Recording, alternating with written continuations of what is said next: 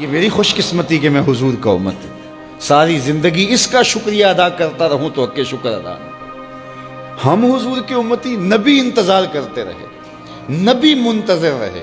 حضرت خلیل اللہ کی بارگاہ میں پکار رہے ہیں، ربنا وابعث فیہم رسولا، مالک رسول بھیج دے۔ کوئی کہتا ہے لیسا بفظ ولا بغلظ، وہ ترشرو نہیں ہوگا، سخت مزاج نہیں ہوگا، ماتھے پہ شکنے لانے والا نہیں ہوگا، وہ پیار بانٹنے والا ہوگا۔ بس وہ آیا چاہ رہا ہے۔ حضرت عیسیٰ نے تو نام بھی بتا دیا نا، مبشرا برسول یاتی من بعد اسمہ احمد، لوگوں میں جا رہا ہوں، چلو نام بھی بتا دیتا ہوں، میرے بعد جو آنے والا اس کا نام احمد ہوگا۔ نبی انتظار کرتے رہے، 12 نبیوں نے انتظار کیا حضور کی امت میں ہونے کے لیے، تمنا کی۔ نستورہ راہب انتظار کرتا رہا، بحیرہ راہب انتظار کرتا رہا۔ شب ہجر کی سختیاں کوئی اس سے جا کے پوچھے، تیری راہ تکتے تکتے جسے صبح ہو گئی۔ زندگیاں گزار دی انہوں نے۔ سلمان فارسی کی کہانی سن لو، مجوسی کے بیٹے تھے، حق کی طلب میں نکلے، باپ نے گھر سے نکال دیا، ایک پادری کے پاس جا کے رکے، زندگی بھر اس کی نوکری کی۔ جب اس کا آخری وقت آیا، اس نے کہا میری تدفین کے بعد غموریا چلے جانا، وہاں کا پادری خدا رسیدہ ہے، تجھے اس سے کچھ مل جائے گا۔ کہتے میں وہاں سے غموریا آ گیا، پھر اس پادری کی ساری زندگی خدمت کی۔ جب وہ مرنے لگا تو اس نے کہا کوئی ایسا شخص نہیں ہے جس کے پاس اب میں تجھے بھیجوں، لیکن نبی آخر الزمان کے ظہور کے لمحے آ گئے ہیں، تو یہاں سے یثرب چلا جا، وہ اس نبی کی ہجرت گاہ ہوگی، تیری زندگی سنور جائے گی، تو نے بڑی محنت کی ہے، بڑی نوکری کی ہے میری۔ کہتے میں نے اس کو کہا کہیں ایسا نہ ہو میں دھوکہ کھا جو مجھے کوئی نشانی بتا دے۔ اس نے کہا 3 نشانیاں، ایک صدقہ نہیں لے گا، دوسرا ہدیہ رد نہیں کرے گا، تیسرا 2 کندھوں کے درمیان مہر نبوت ہو۔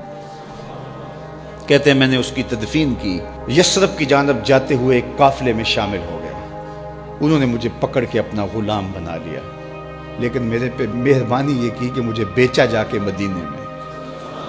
ایک یہودی نے مجھے خرید لیا، میں اس کے باغ میں گوڈی کرتا تھا، کام کرتا تھا، کھجوریں توڑتا تھا، لیکن میں انتظار میں تھا کہ کبھی وہ نبی آخر الزمان آئے تو مجھے دید ہو، کبھی عرش پر، کبھی فرش پر، کبھی ان کے در، کبھی در بدر۔ غم عاشقی تیرا شکریہ، میں کہاں کہاں سے گزر گیا۔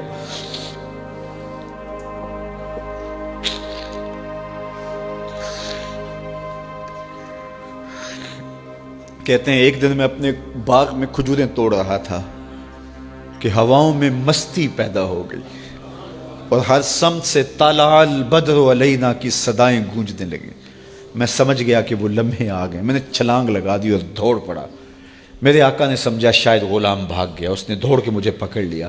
میں نے اس کو کہا کہ میں نوکر تیرا ہی ہوں، لیکن دل نوکر کسی اور کا ہے، میں بھاگوں گا نہیں، مجھے جانے دے۔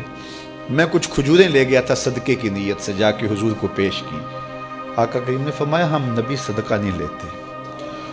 کہتے ہیں نشانی ایک پوری ہو گئی۔ کہتے ہیں کہ میں کچھ دنوں کے بعد اور کھجوریں لے گیا اور میری نیت ہدیہ کی تھی، میں نے پیش کی، حضور نے قبول فرما لی، لیکن میں بھی کہتا تھا تیسری نشانی بھی پوری ہو لے تو پھر مانوں گا، اور وہ کیا تھی؟ 2 کندھوں کے درمیان مہر نبوت۔ کہتے ہیں ایک دن حضور میرے باغ میں آئے اور آقا کریم نے اپنے مبارک کندھے پہ چادر رکھی ہوئی تھی اور چادر کی اوٹ میں مہر نبوت چھپی ہوئی تھی، اور میں پیچھے ہو کے دیکھتا تھا، اور میری آرزو یہ تھی کہ کوئی تیز جھونکا ہوا کا آئے اور چادر ہٹ جائے اور میں مہر نبوت کی زیارت کر لوں۔ حضور میرے ارادہ قلب سے آگاہ ہوئے، فَأَلْقَى إِلَيَّ رِدَاءَهُ، حضور نے چادر اتار کے میری جانب پھینکی اور پھر ایسے رخ کر کے فرمایا انظر الی ما امرت بہ، اس پادری نے جو بتایا تھا دیکھ لے آ کے۔ تو کہا میں نے دیکھا کہ حضور کے کندھوں کے درمیان۔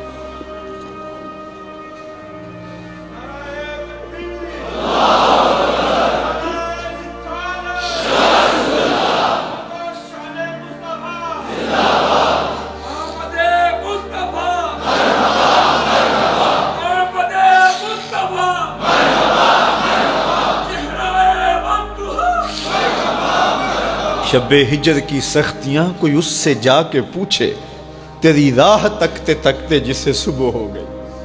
ہم نے تو کوئی انتظار نہیں کیا نا، ہم نے تو کوئی دکھ نہیں سہا، ہم سوئے تھے مقدر جاگ اٹھے، ہمارے والد مسجد سے مولوی صاحب کو بلا لائے، انہوں نے کان میں آ کے کہا مبارک ہو تو حضور کا نوکر بن کے آ رہا۔ میرے والد گرامی ایک شعر جھوم کے پڑھا کرتے تھے، محمد جانے جانا ہے پیغمبر ہو تو ایسا ہو، رسولوں کی بشارت سے مبشر ہو تو ایسا ہو، امر توقیر کا سب کو موکر ہو تو ایسا ہو، کیا ہم کو غلام ان کا مقدر ہو تو ایسا ہو۔ میں اپنے مقدر پہ قربان نہ جاؤں، آپ اپنے مقدر پہ نثار نہ جائیں، ہمیں وہ نبی ملا جو نبیوں کا نبی ہے۔